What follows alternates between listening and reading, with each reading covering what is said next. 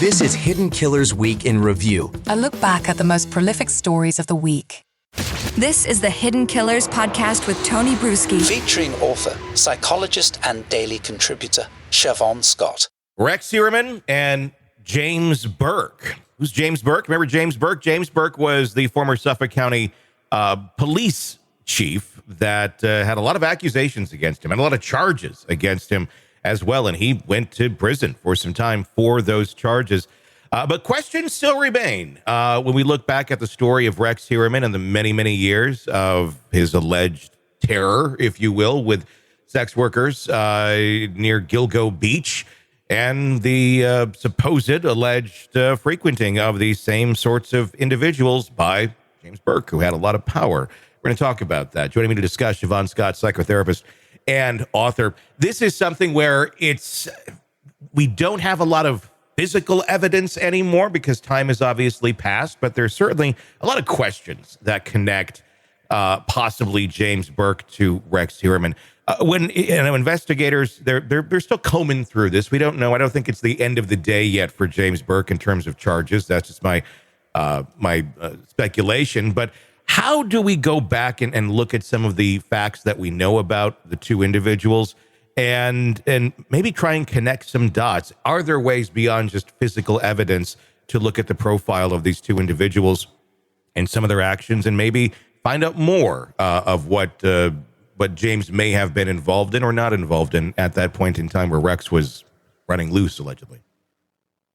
Yeah, I think it's hard, when you're doing this kind of historical analysis, but that's what investigators do. And you can get good investigators who go back and look for people, outside of the ones that have talked already and look for other people who may be willing to talk. And the more you get, the more you can start to connect the dots and possibly come up with something, of evidential value. The thing that just everything about James Burke is shocking and disgusting, and it makes us wonder again, who can we trust in law enforcement? It's shocking, and the thing that just, of course, kicked me in the gut was interest in snuff films, which apparently came from two sources, and that, of course, is so horrendous. We can't help but think of Heuermann. It really makes you wonder. I mean, we're talking two people in the same geographic area. You want to think there's not a ton of people into these sort of things, but there's certainly a handful at the very least. And they seem to, kind of run in some of the same circles if they're not just keeping to themselves. And unfortunately, a lot of them do not keep to themselves. There's been allegations that have been made by people claiming that way back in the day, two of them were at a party together. It was a claim. It was a claim that was made by a woman who was a sex worker. And it's one of those things where society doesn't want to really believe individuals that have that as their line of work, if you will. But it doesn't necessarily mean that they're lying by any stretch of the imagination. How do you dig deeper into that to determine the validity of such a statement? People tend to not want to believe the worst about law enforcement, and they tend to not trust sex workers. So I think, again, it's kind of an in-depth interview. Does the person seem cogent? Do they seem clear? Do they seem logical? And can they list specifics? And can they give a consistent story over time? Because people who are telling stories, as I've said before, they contradict themselves, if you do multiple interviews. And I think you're looking for consistency. You're looking for collateral information. Does it all add up? And can you find more people who would be willing to come forward and talk about it? Obviously, Burke is not in any sort of power anymore, just has a really horrible record behind him and doesn't really speak publicly. It's understandable why. But you look back at his track record, the civil rights violation that he was charged with. For people who don't know, someone stole a duffel bag out of his trunk. And in that duffel bag was sex toys, pornography, allegedly snuff film. And many other things that were connected. Obstructing justice, he allegedly, beat up the guy, handcuffed him, and beat him, and instructed others to not talk about it. So not in power, but he was within a structure where there was others willing to go basically to bat for him and say, yep, don't know anything about this. That's not an easy thing to remove out of a system just because the leader is gone. And we're talking, it's been several years now since he's been removed. But, we're talking the years where the investigation should have been going on and wasn't necessarily going on. How do we know that there's still not some folks in there that may be helping to still cover this sort of thing up?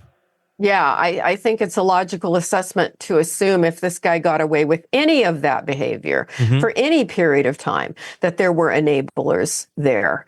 And I would be looking really closely at, doing an investigation, higher authority looking at this department and really trying to take apart with in-depth interviews and in-depth looking at history and looking at other questionable things that happened and trying to determine the full extent of the, I don't know. I was going to say corruption. It's worse than corruption. I don't know what the right word would be, but yeah, I mean, it's complicity to a crime. I mean, just to horrible, horrible behavior.